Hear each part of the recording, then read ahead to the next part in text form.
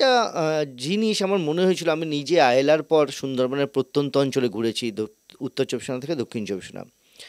আয়েলায় মানুষের যে ক্ষয়ক্ষতি হয়েছিল, তারপর নাকি এই ট্রাফিকিং, চাইল্ড ট্রাফিকিং, চাইল্ড বিশেষ করে তো গার্লস, তাদের ট্রাফিকিংটা বেড়ে গেছিলো, প্রচণ্ড বেড়ে গেছিলো।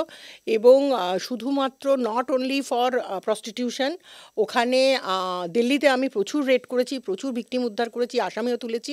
ওখানে হচ্ছে গিয়ে ওই মেয়েদের নিয়ে গিয়ে কন্ট্যাক্ট সার্ভিসের মতো, তোমাকে 2 লাখ টাকা দিয়ে দিল, এবার 2 বছর কি 2.5 বছরের জন্য মেয়েটা বিক্রি হয়ে গেল আর কি। মানে 2.5 বছর ধরে এই লোকটা যা ইচ্ছে তাই মেয়েটার সাথে করতে পারে, নট সেক্সুয়ালি, মানে সমস্ত কিছু, সব ওর হোমের কাজ,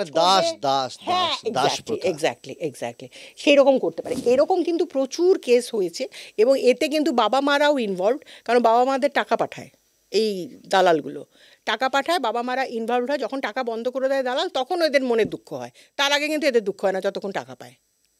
আমি দেখেছি, আমি অ্যারেস্ট করেছি, আসামি অ্যারেস্ট করেছি অ্যালং উইথ 5 মাইনর ভিকটিমস। আসামি যখন বসিরহাট কোর্টে উঠেছে, তখন এই বাবা মারা গিয়ে বলেছে যে ও তো দেবতা, বেল হয়ে গেছে, দেখেছি আমি এতটা প্যাথেটিক। অথচ আমি কত কষ্ট করে, কত রকম ট্র্যাপ করে তুলেছিলাম। সুতরাং চাইল্ড ট্রাফিকিংয়ের প্রচুর কারণ আছে যে কেন ট্রাফিকিং হচ্ছে, এবং তার প্রচুর সলিউশনও রয়েছে যে কীভাবে করা যায়। এনিওয়ে, আমরা সেগুলো নিয়েও করেছি কাজ, অনেক কাজ করেছি সেগুলো নিয়ে। তো যাই হোক, আমরা এরকম একটা রিকভারি করলাম, এবং আলটিমেটলি আমার চিফ জাস্টিস আলটিমেটলি সব দিক থেকে ডিসস্যাটিসফ্যাকশান ছিল।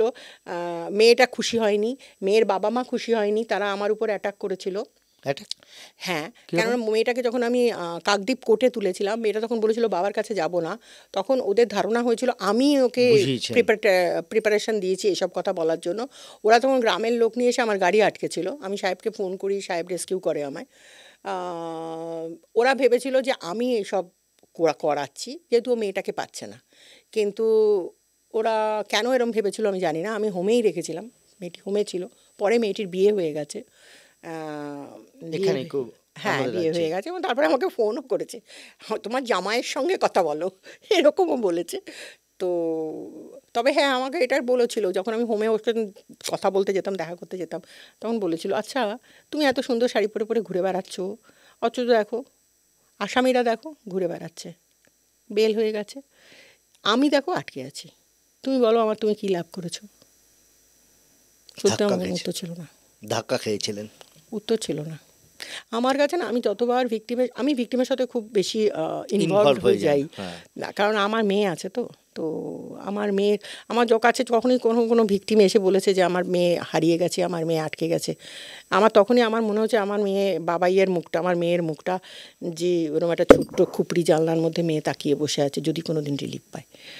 তো ওই ফিলিংস থেকে আমার অ্যাকচুয়ালি কোনো উত্তর ছিল না। ওইটুকু বাচ্চাকে আমি কী উত্তর দেবো? সোসাইটি কী বৃত্তান্ত কিছুই বোঝে না, ওকে আমরা কী উত্তর দেবো আর কী বলবো? আমরাই তো সোসাইটির গার্জিয়ান, মানে যেহেতু আমার কাছেই তখন ভিকটিম, তখন আমি ওর গার্জিয়ান। আর মানে আমার মনে হয়েছে যে আমার এটা নিজের চাকরি করতে মনে হয়েছে যে আমি আমার দুনিয়ার জন্য, মানে পৃথিবীর জন্য আমি কিচ্ছু নয়, আমার কোনো এক্সিস্টেন্স নেই, আমার কোনো এন্টিটি নেই, দরকারও লাগে না। কিন্তু I am the whole world for one, she is my victim, এটাও মনে হয় সবসময় আমি এটা ফিল। হান্টারলি থেকে ফুলান দেবী, ফুলান দেবী তো আমাকে হতেই হয়েছে, প্রত্যেকটা কেসেই আমাকে ফুলান দেবী হতে হয়েছে। এমন আসামি তুলেছি যে আসামি বলেছে লেডি অ্যারেস্ট করেছে বলে তার প্রচণ্ড মনে দুঃখ, সে আমার সঙ্গে খাবে না, তার জীবনে একটাই সে খাবে না। তো আপনার কি? না, সে তো আমার কাস্টাডিতে আছে, তাকে তো খাওয়ানো আমার হবে। তো আমি বলছি খেয়ে নাও, খাবে না কেন? বলছে আপনি মুঝে क्यों अरेस्ट किया, आपके बाबा मर्द नहीं आए क्या, आप क्यों आए हो, মানে এরকম আর কি। না, আমি অ্যারেস্ট করেছি বলেছে ওর মনে দুঃখ।